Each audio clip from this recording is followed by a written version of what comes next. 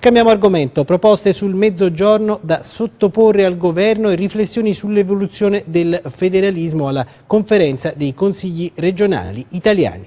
Il punto con Massimo Calenda. A Napoli l'assemblea plenaria della conferenza dei consigli regionali italiani, occasione per discutere del federalismo alla luce del risultato del referendum istituzionale.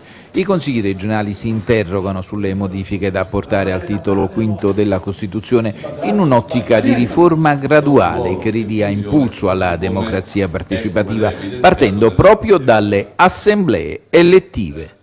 Noi riteniamo che si debba ripartire quindi dalle previsioni che la riforma costituzionale del 2001 aveva al suo interno, l'articolo 11 appunto, dove prevede l'integrazione della commissione bicamerale con i rappresentanti regionali, luogo appunto di confronto in sede legislativa tra regioni e Parlamento, e si debba rivedere il sistema delle conferenze, luogo di confronto fra esecutivo nazionale ed esecutivi regionali.